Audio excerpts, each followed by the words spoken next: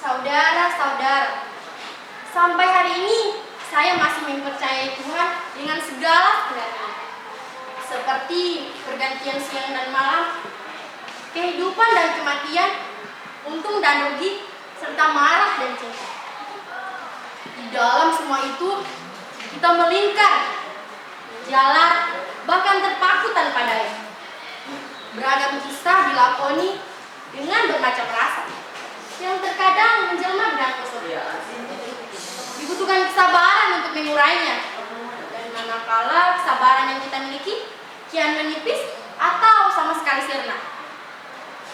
Adakah orang lain yang akan datang menawarkan pertolongan atau memberi kesejukan pada pikiran dan perasaan seperti benang kusut? Teramat berat bagi saya untuk berbagi kisah ini. Kisah yang saya sebut sebagai episode daun kering. Tapi ini bukan menyangkut sisi hidup saya yang gelap, bukan saudara-saudara. Akan tetapi hal ini melibatkan keluarga saya yang hanya tinggal 2 orang, Papa dan Alvin adik saya.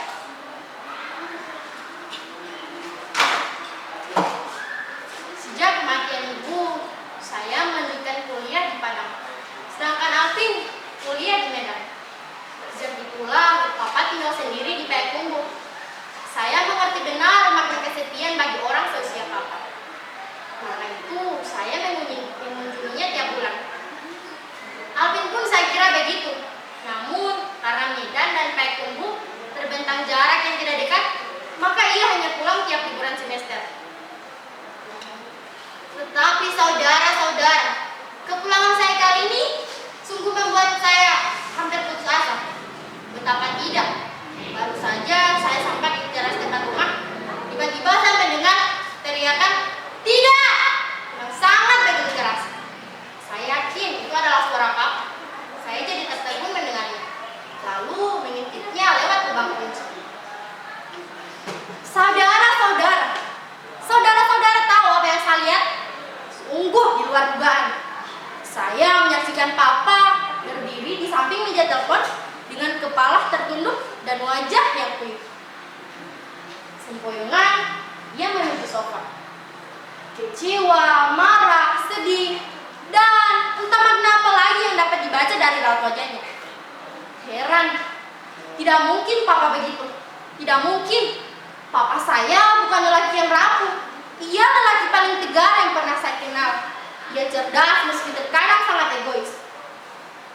Masih terlalu jelas dalam ingatan saya ketika ia memutuskan berburu babi sebagai olahraga pengisi kesendiriannya. Waktu itu, Papa duduk di sofa. Ia membaca koran dan kelihatannya santai. Oke, silakan Papa buru babi.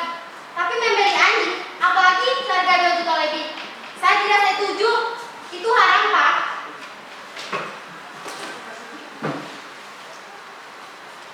Jika tidak dibeli, Papa dapat anjing dari mana? Mana ada anjing kurang yang bisa buru babi? Atau anjing yang dibagi-bagi secara gratis? Nah, membeli anjing itu tidak apa-apa, asal tujuannya baik. Nah, bayangkan, babi-babi yang temuk itu diburu dengan anjing kurang. Ia akan tetap merdeka melarang tanaman petani. Dan petani tidak akan makan. Kamu rela petani mati kelaparan?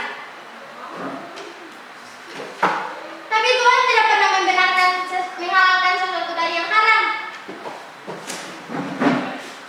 Bukan Tuhan namanya kau sekaku itu.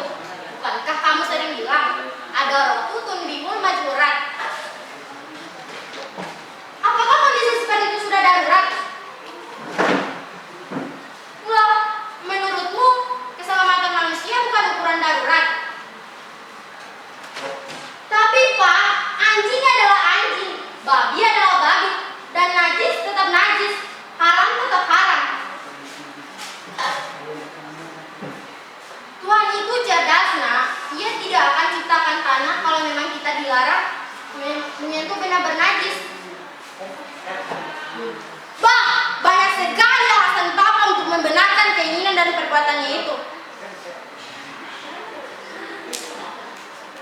Nah, saudara-saudara, bukankah yang saya saksikan tadi di rumah sungguh tidak masuk akal? selama ini tertunduk lesu dan kuyup, ini tidak masuk akal.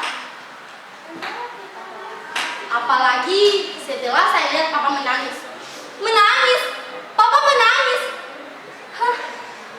Tiba-tiba saya dorong daun pintu dan ternyata tidak terkunci. Papa terkejut melihat kedatangan saya. Segera ia memburu saya. Lalu saya dipeluknya erat-erat. Begitu erat, saudara-saudara. Dalam pelukan saya, tangis papa tiba-tiba tumpah. Saya jadi pikuk.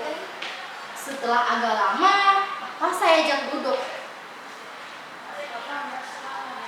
Papa masih menangis terisak-isak. Lalu saya tinggalkan papa dan mengambil segelas air putih ke belakang. Papa menangis, sungguh tidak masuk akal. Saat sampai malam itu, saya masih meninggal papa seorang yang tegar, tidak rapuh, apalagi cengeng. Saya punya banyak alasan untuk anggapan ini. Suatu ketika, saya mengikuti papa berburu babi. Maksud saya untuk menemukan sebuah titik lemah sehingga papa berhenti membeli anjing yang konon katanya didatangkan dari Jawa. Tetapi yang saya temukan bukanlah titik lemah, melainkan noda hitam yang dicapkan kepada papa. Saya tidak bisa mengatakan bagian ini. Papa saya ternyata seorang kriminal. Di hutan itu, papa saya menanam ganja dan berburu babi. Ternyata hanya kedok untuk mengelabui saya.